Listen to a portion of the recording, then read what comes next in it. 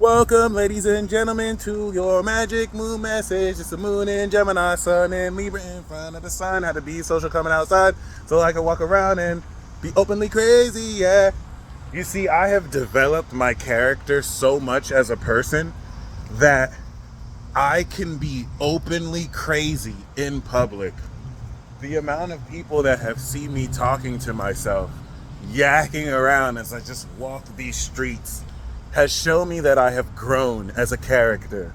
One who used to be shy, to even speak his mind, to one who openly talks about unicorns and other such nonsense publicly until I transform, talk about the stars. I gotta do this for you. But yes, okay, this is true justice. Moon in Gemini, the understanding of truth and your awareness of fairness and justice. True justice. Your version of true justice. Okay. Justice is merely an objective mechanic that enforces law. I won't say there's good justice or evil justice, but everyone's version of justice is different. So for a police force, of course, the enforcing of their laws and protection of status quo and the maintenance of that is their version of justice. For an evil supervillain, making sure that their plan goes through and of course, their own version of integrity that might go against the law is still their own version of justice. So I don't want you to necessarily look at justice as a good versus bad type of thing. Everyone has Libra in their chart. Everyone, in whether they're aware of it or not, exercises their own version of justice. And now, relative to the nature of Libra season and putting yourself on that graph where you figure out if you're chaotic neutral, if you're lawful good, if you're lawful evil or chaotic good or chaotic evil, that graph you'll see on RPGs. This is now with the ninth house aspect making around a 240 degree angle, because there's 180, that's the Libra signature, then 210 degrees is the Scorpio signature, so 240 degrees to 270 degrees. That's the ninth house signature making it to the 10th house signature when the moon is going to be in Cancer.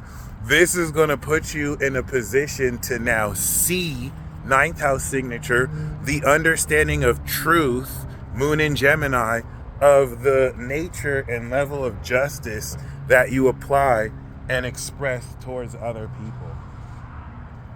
And the reason why this is important is because relative to Gemini, it's giving you a true perspective about the true meaning of your actions in a way that's objective enough for you to actually see its effect, so that once the moon is in Cancer, you can commit to feeling in that direction or making necessary change, because this is the final part of harvest before we complete Libra.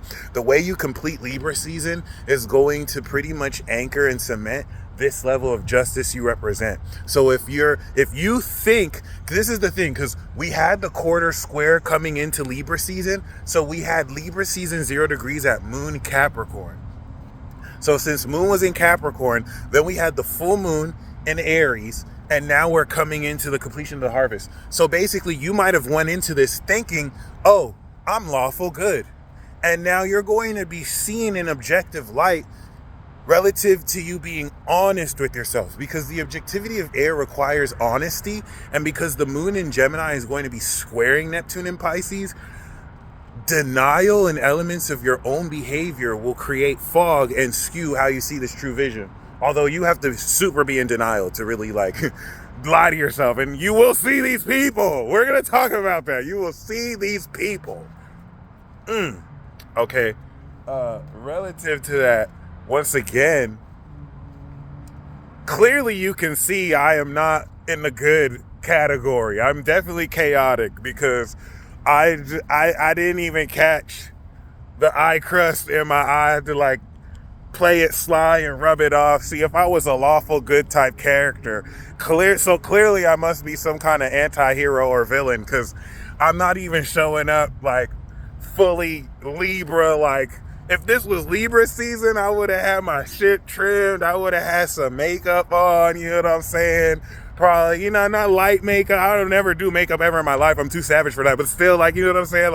So clearly, you know where I align. You know where I align. The Virgos is just cringing right now. Ew, he's picking that shit. Yes. Anyway, yes, you're going to see where it is you fall. You might have thought you were lawful good, but it's clearly objective. Life's gonna show you, no, you chaotic evil, son. Like you're nothing good about you. But it's cool. It's cool.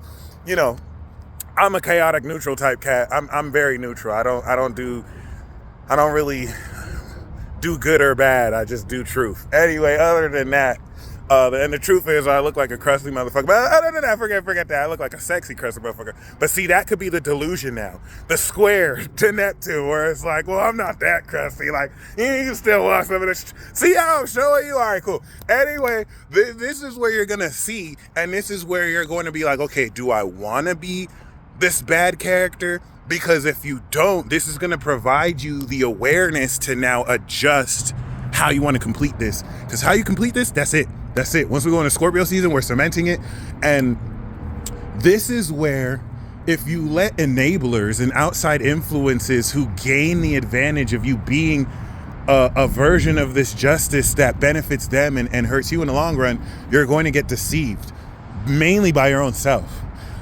If you enable this to really show you what needs to be adjusted, mutable mood sign transits adjust how you feel you're perceiving, so that relative to this cardinal sign, you can move forward in that direction.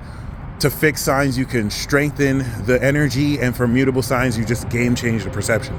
Well, because this is a cardinal sign, we are getting ready to adjust the perception of what direction we express our super selves towards other people.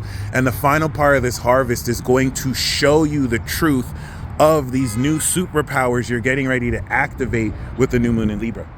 So the completion of this cycle is what's going to bring in the feeling of this power and the mastery through Cancer and Virgo. But the crucial point here is this moon Gemini. This is going to show you the truth of what actions to take. And moon in Virgo a week from now will let you know how to take them in transcending a new version of yourself. But this is a very important transit, guys, because this is really going to, in a very effective way, pretty much lead you to the truth of who you have become. And this is where a lot of you can make your superhero / villain debuts. And wherever you kind of fall into that, you are now carving your own sense of true justice, which requires integrity. Speaking of integrity, we have Saturn in Pisces, the integrity of your beliefs. The moon in Gemini that's going to start this transit off squaring this is going to test you. We had an initial 28-day cycle conjunction last week with the moon, I'm a bit passionate about this, with the moon, Saturn, and moon, Neptune. I'm so passionate about this, I don't even remember to fucking like clean my face before I do it. I was joking. I don't give a fuck. Anyway, other than that, yes, the moon, Neptune, Saturn conjunction that we had a week. Look at the Virgos, like, it's not funny. It's not funny. I'm sorry. I don't have Virgo in my chart. That's not an excuse. It's just for context. Anyway, the moon, Neptune, Saturn, Pisces a week ago was the 28-day cycle we reinitiated. So now that the moon is in Gemini, please understand, last year or 2 years ago, the moon Saturn cycle was in fixed signs. So we had the conjunction initializing understanding and knowledge in Aquarius. Then we would have the seeds grow through the ground with the moon in Taurus. And that's going to help you understand the foundation. So now we're shifting mutably. Before 2025 New World Order, we shift cardinally. So this means every month, every 28 days, we understand more at a higher degree the total understanding that anchors more reality in our imagination. We come into our total belief system. We, of course, activated a new understanding of this belief system relative to Libra season, showing you how it's transforming how you express yourself and these beliefs. Now the moon in Gemini is activating the 90-degree first quarter square, taking those seeds you planted a week ago that we do every 28 days, and it's now breaking through the ground. Now that this understanding of these belief systems relative to your social awareness is going to have you understand the truth of what to think about them.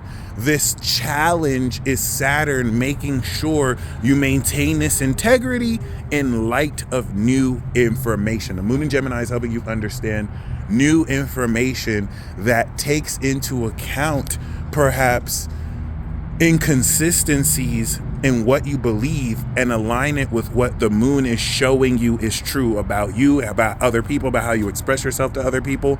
And this is going to really begin to break you through or complete the breakthrough while we begin the breakthrough. So we're completing the breakthrough harvest, Moon in Gemini, while we begin the breakthrough saga, Sun in Libra. All right, that we will end Sagittarius season. Major epiphanies that you're going to experience.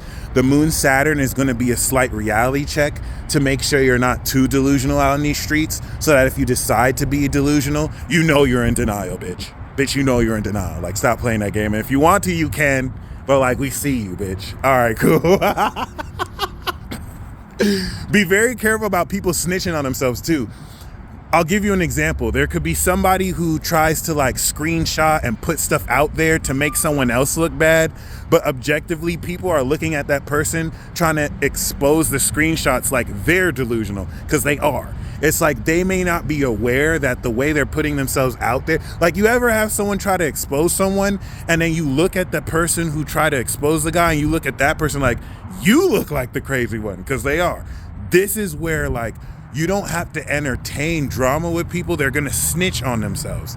The illusion, see, Pisces is not necessarily illusion. Pisces is divine revelation. But when you are not in integrity, that now becomes illusions. It now becomes self-denial and doubt and self-sabotage.